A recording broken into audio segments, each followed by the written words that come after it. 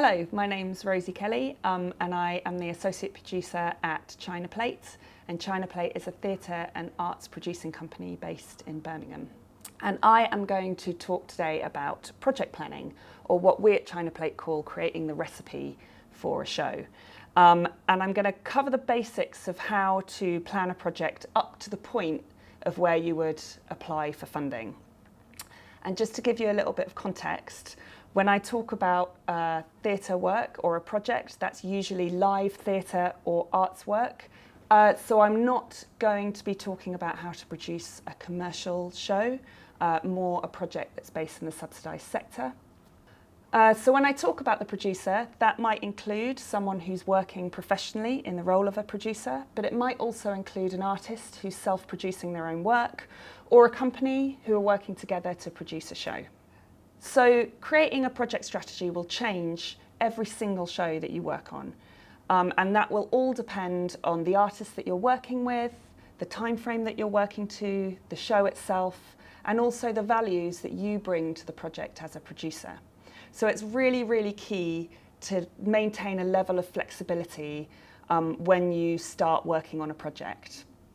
And as a producer, the plan is going to involve some key things that build a basic framework, and I'm going to try and go through these for you.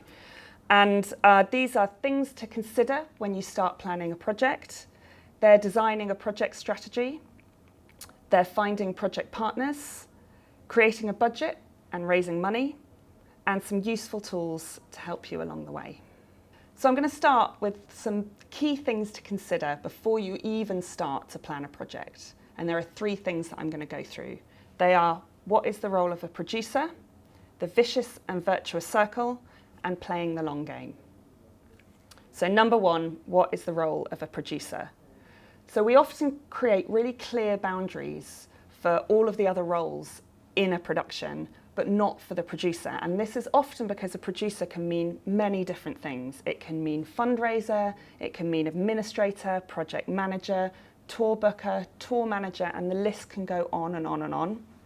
So it's always worth asking, what does the role require for this project? What is the job description? And it's even worthwhile writing yourself a job description up and agreeing that with the people that you're working with. And this is especially true if you're working as a freelancer, as boundaries and expectations often change from project to project, and therefore clarity is really, really important. But it's also really important for organisations. So for instance, China Plate will always write up a project partnership agreement with any artist that they're working on. And it will always be signed and agreed before the project starts. So some key questions that you might want to ask yourself in order to help you define this role are: what are you expected to deliver as a producer, and to what time frame? How are you, or the artist or company that you're working for, going to pay you, and when? How many days of your time do you think roughly that this might take, and do you have that time to commit to the project? And how many projects do you have on the go at any given time? Do you have any scheduling clashes that come out of this? And all of these things will start to help you build that picture of the role of a producer within the project that you're about to embark on. So the second thing to think about and to consider is something that we call the vicious or virtuous circle. And I've got a slide here that will give you a visual image of this. It's sometimes useful to imagine three key elements to the success of a project, and that these are part of a circle that can be both virtuous when it's working and vicious when it's not working. And these elements are the audience, the venue, and your resources, and they're all interdependent. You do need somewhere to present your work, you do need people to see it, and you need resources to make it happen. And when things go well, the circle is virtuous. It accelerates and the elements feed each other. If you can attract a strong audience, venue interests and resources will undoubtedly follow. Or a great venue might unlock some audience for you. And of course, with enough resource, you can buy yourself a venue. However, when one of these elements stalls, the circle can become vicious and all the other things can fall away or fall behind. So when you plan for a project, keep these three elements in mind and think about what you already have to keep that circle moving. Do you have a good existing relationship with a venue that might support or platform the work? Or have you built an audience from a previous show? Or if you feel like you don't have any of these elements, think about how you might build them. Can you reach out to local venues? How might your work appeal to specific audience demographics? And remember that ultimately, this circle is driven by great artistic ideas. So please don't change what is a brilliant idea to fit this model. This model should fit around it. And so the third and final thing to consider before you start work on a project is how you play the long game. It's true in so many ways, but crucially it's here about having a long-term strategy. What is the journey of your project?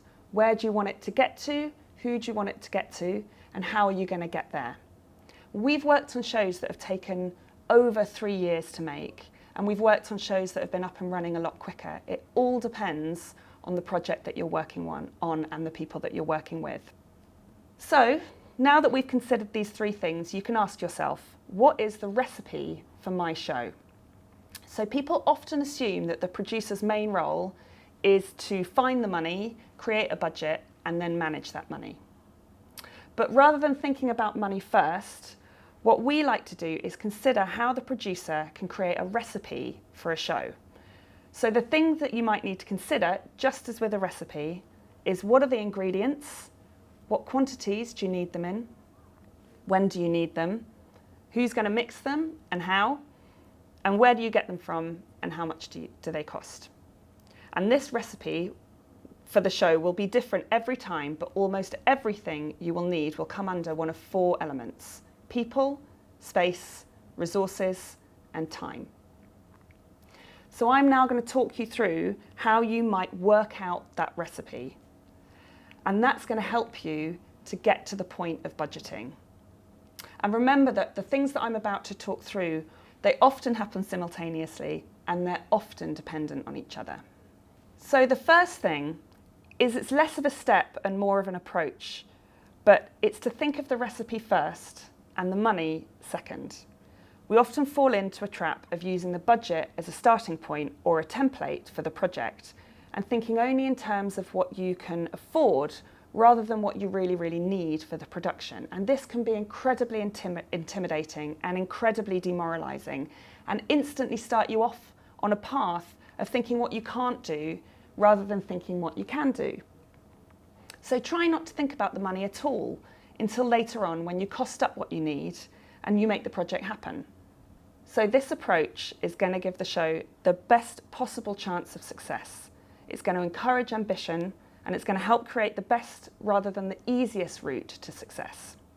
Creating a clear picture of what is needed will also enable you to work out the essential elements of a project. So further down the line, you know where you might be able to start making savings. And you're almost certainly going to need to make cuts at some point during the budgeting process, but now is not the time to think about that. And remember that practice makes perfect. It's a really difficult thing to do, but if you keep on trying, you start finding ways through it. The next thing to think about is your audience. So something that we at China Plate return to time and time again is questioning who our audiences are, how we're making the work for them, and how that work speaks to them. Knowing this will inform your whole project strategy. It will help you to know which venues to approach, how to talk about the work, how to market the work, who you might tour to.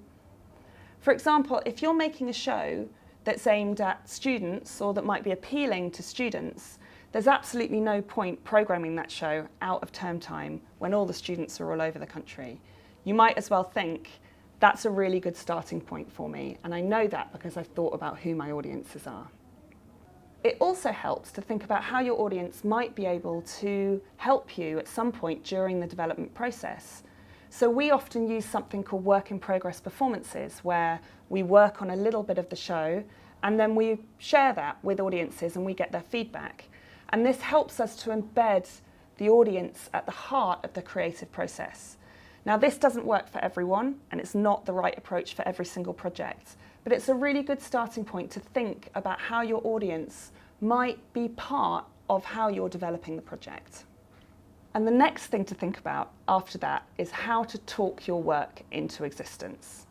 As a producer, this is one of your most important tasks. You would be amazed at the amount of people who don't know how to talk about their work.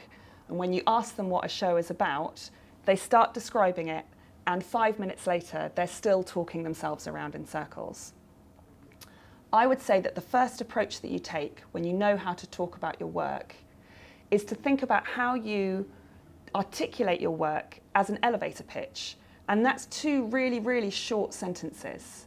And I know that this seems like a really frustrating thing to do and quite reductive, but it does help you really, really, really look at the essence of what the work is about and be able to talk that into existence with someone.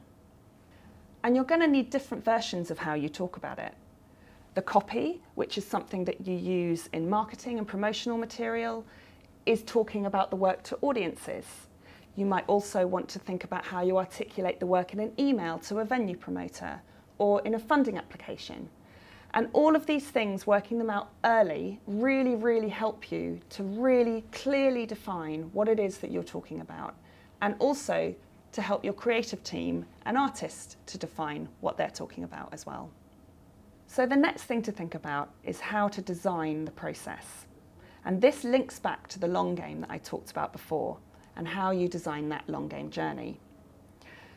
Most people probably already know that shows are not made in one go. They're made in different development stages that are separately funded. So you might have a writing or a research and development stage, and then later on you might have a design stage, and then you might have a making or origination stage, and then you might tour the work. And each of these different phases can be produced in quite a compact, easily manageable way.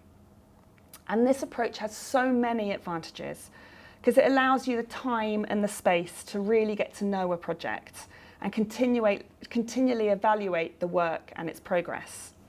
And it makes project planning easier as well, as you're looking for more compact phases of time and more compact budgets. It also has huge benefits for funding. If you are applying to the Arts Council for the first time, and actually even if you're not, and you've applied to them many times before, they're unlikely to fund you in one big go to make a work from inception through to touring. They're much more likely to invest a small pocket of money into a writing or a research and development phase. And if that goes well, then you have a really strong argument for them to invest more money in it to make it. And then if that goes well and you reach audiences, you've got a really strong argument to get them to invest in the touring process. So again, it's just about thinking about what the long-term strategy for the project and for the funding might be.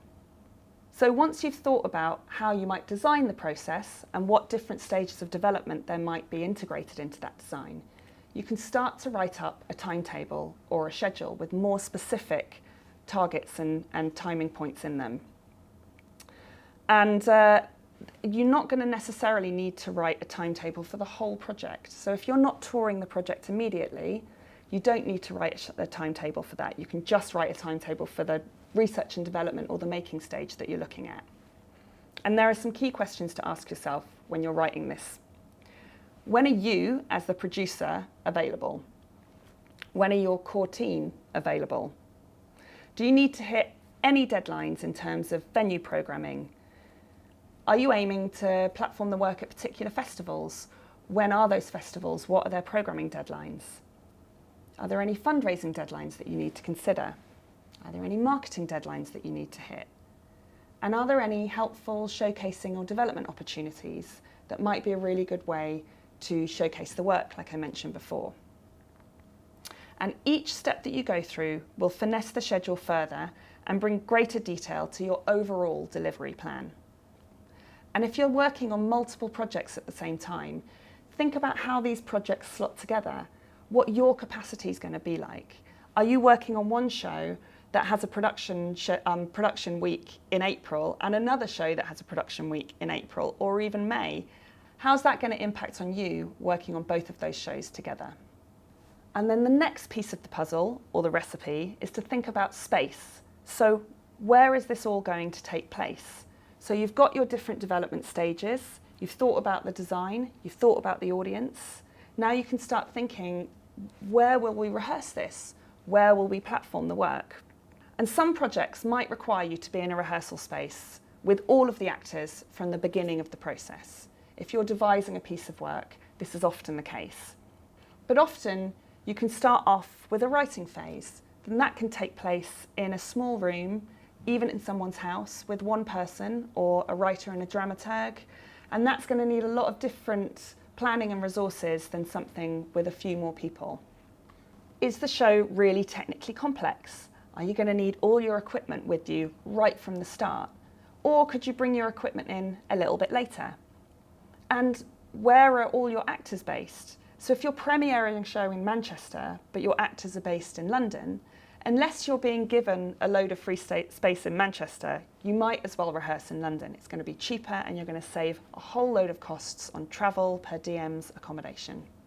And the next step is to think about what you need in terms of your creative team and your collaborators. So there's a list coming up on the screen now of examples of some of the different roles that might be involved in a production. And I'm just going to give you a couple of moments to look at that.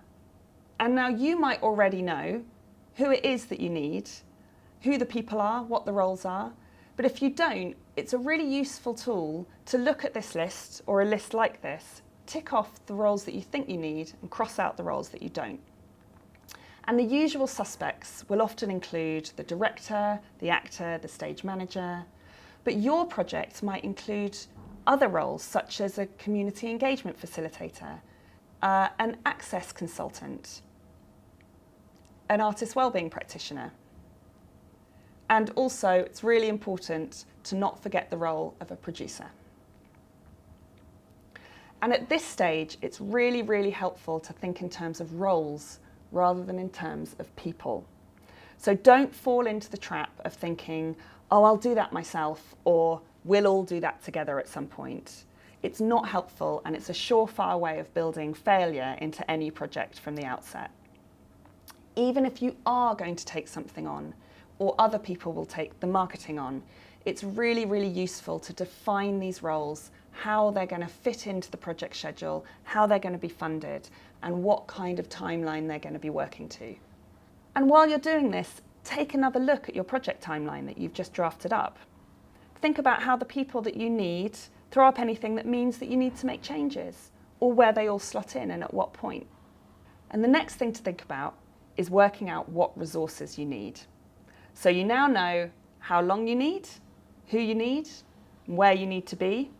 And the final thing to think about is what resources are needed. There's no point in having a costume designer if you don't actually really need any costumes. And again, as with the creative team, look at your draft timeline and work out where these resources slot in and when they're needed. And the final thing in your recipe, but absolutely one of the most important things, is to think about how your project integrates care, well-being, and inclusivity into the process and delivery. One of the most valuable things that you can do as a producer is to deliver a project in a way that you feel reflects the industry that you want to be part of. This is, of course, again, part of your long game. How do you want the industry to look like in 1 year's time, in 5 years' time, in 10 years' time? And how is your project part of that change? Think about what barriers the people that you're working with face and how you can create the best working environment for them. And as you plan your project, ask yourself some really key questions. Does what you're paying your creatives reflect the work and time expected of them? How does your schedule allow for care to be integrated into your process? Are you trying to cram 2 weeks of work into 1 week because you've only got that amount of space? If so, what's the impact on your team and you going to be? How accessible is your process and your production? A lot of people only consider access provision at the point that a show is being put in front of an audience. But actually, if you think about this right at the beginning of the process, it's much easier to embed and actually is much more effective. How might the material that you're working with impact on the people involved? So a lot of shows in the subsidised sector and a lot of devised work now deals with sensitive or autobiographical material.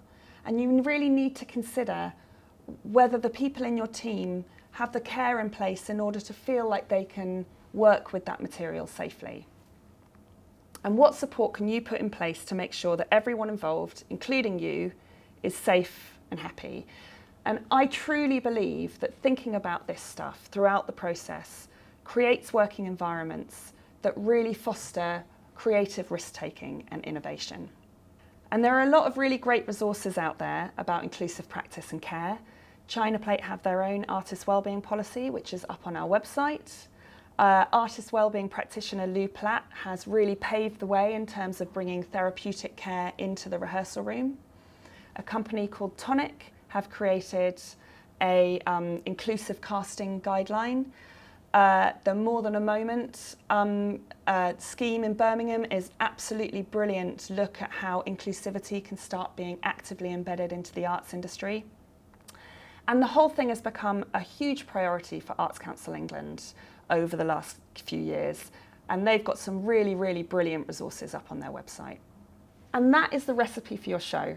And once you've looked at all this stuff, you can now start thinking about the money and how this fits in to a budget.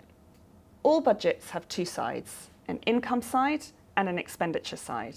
And at the outset, they should balance each other, and they should generally balance each other throughout the whole process. You need to work out how much the show is going to cost, or your expenditure budget, before you need to work out how to raise the money, or the income side of your budget. So there are various stages to your expenditure budget, which is sometimes helpful to reflect in your budget planning.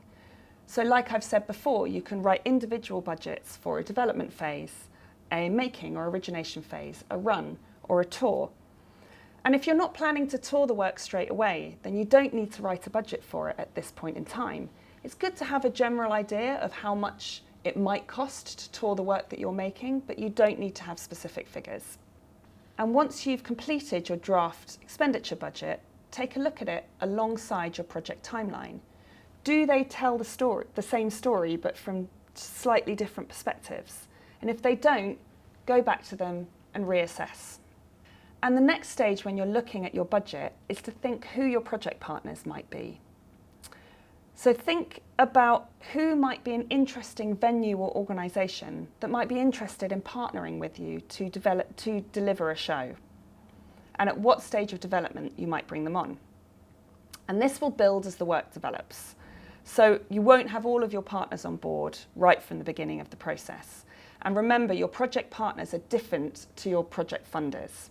They do sometimes give you pots of money, but we refer to them slightly differently when we're looking at building an income budget. And remember, a partner doesn't necessarily have to be a venue. It can be a local organisation that wants to help you. It can be a charity who have vested interest in the themes of your show. It can really be anyone who just wants to support the making of your work. But traditionally, they come in a few set forms within the arts industry. The first one is a co-producer, and this is the highest level of support that a venue or partner can give you. And it usually comes in form of either a significant amount of in-kind support, so support that they provide free, be it rehearsal space, technical support, marketing support, or a large chunk of money to help you make the work.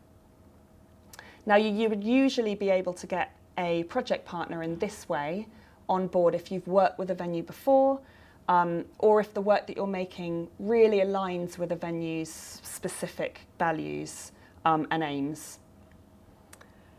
The next level of support down is usually a commissioning partner. Now, these are partners who will give you smaller pockets of money to make bits of work at different stages of development. And these are really useful little ins with venues that you might make who might not necessarily feel that they can support the work in the long run, but might think that they would like to support you as an artist or a producer. And then there's general support. So a venue might offer you a week's worth of rehearsal space or a little bit of marketing support. And this can be hugely valuable, especially if you're getting this from a number of different sources. It can all add up. So when planning your project, it's useful to think about who you might approach for support or to partner with you, and consider how they will benefit from supporting your work. And for a venue, this might be as simple as supporting local artists in their community, or getting a performance or a workshop for free. And the final step in this phase of planning is to plan a funding strategy. So you know your expenditure budget and you know who you want to partner with, so you can work out how much money you need to raise and where from. And as I mentioned, some of your funding might come from project partners, at least through in-kind support, but the majority of your funding will probably come from a funding body, as they give much larger grants to projects. And Arts Council England is understandably the first funding body that we think of in this country when it comes to making work. And it's a really, really fantastic resource. And there's a fairly quick turnaround, so a grant application of up to 30 grand usually takes around 6 weeks to hear from.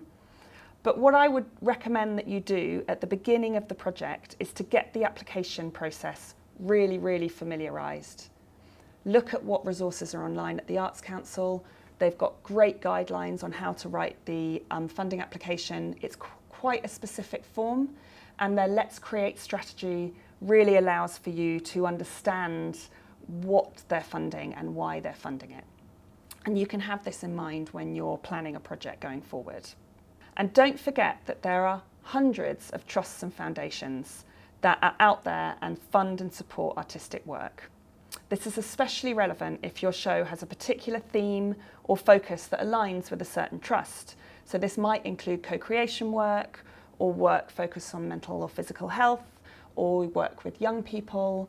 The list can go on, but it's really, really useful just even to do a quick Google of trusts and foundations and arts projects, or take a look at a show that you really admire or a company that you really admire and see where their funding comes from. So that is the basic recipe of a show and how to approach fundraising. And to end up, I'm just going to talk through a couple of really useful resources that might help you along the way. So the first of these that I'm going to talk about is a project management tool. This is basically a to-do list. And there are a range of tools and approaches that you can use to help you plan a project and also help you simultaneously run different projects at one time. I personally use a very straightforward approach of a written to-do list that spans 2 pages and is put into different sections that allows me to see all my projects together in one place. And I highlight certain to-dos on those lists to tell me what is my priority for that day or week. I also create different schedules on a very simple Excel spreadsheet that then allows me to plot out a show. Other people use slightly more complex Gantt charts, and this allows you to plot the whole of a show out for its entirety. And there are some really, really brilliant examples of this online if you just Google project management Gantt chart. And then some people use actual online tools like Asana or Monday.com, and these are really, really well designed, and they're especially useful if you're working in a team so that you're not working off one Excel spreadsheet. You're working off an online shared to-do strategy. And the second tool that I'm going to talk about is something called a risk register. So it's really important to remember that things always go wrong on a project. It's to be expected. And the role of the producer is to problem solve. It's to think laterally around problems that arise and be pragmatic, be flexible, and be solution focused. And there are some really, really simple things that you can do to write risk into your budget. One of these is to always have a contingency. So we always, without negotiation, have a 5% contingency of the whole expenditure budget written in case anything goes wrong. And the other thing to do is to really think about your budget at all times. Keep it as up to date as you go along as possible, and you'll know exactly where you are. And this way you can start to find flexibility in your different project lines. So if there's a problem that might cost you money, you might know that you've underspent on a costume budget and you can allocate that pocket of money over. You'll only know this if you're keeping your budget up to date. But you can also plan in a little bit more detail for risk through a tool called a risk register that you can use. And there are lots of different ways to do this and lots of different templates, and you need to find the right format for you. Risk registers are very similar to risk assessments that a production manager would send to a venue before a performance. It's basically a planning tool for risk. Once you have your project plan, you can start to identify everything that might go wrong and work out ways around it, and also put things in place to minimize the likelihood of it happening at all. It ensures that you're never on the back foot. So the first thing on this risk register might be not getting your Arts Council grant. What would you do if this happens? What have you done to already manage that risk? So if it does happen, you know you can go to a pre-planned plan of action, a plan B, and work from that. So that's it. It's a very bird's eye view of project planning and things that you might consider and some helpful tools to help you along the way. It's worth noting that the things that I've gone through today are part of China Plate's Optimist producer training course that is for emerging producers and artists wanting to make their own work. And we cover a whole range of topics and issues such as marketing and PR, touring work, inclusivity. And it runs for around 8 weeks and it's well worth a look. But there are lots and lots of different producing courses out there. Stage 1 is another one that if you're interested in commercial producing. So if you have any questions to do with anything that I've been talking about today, there will be a chance to ask me questions at the Q&A, or you can feel free to email me at rosie@chinaplatetheatre.com, or go to the China Plate Theatre website, which is www.chinaplatetheatre.com. Thank you.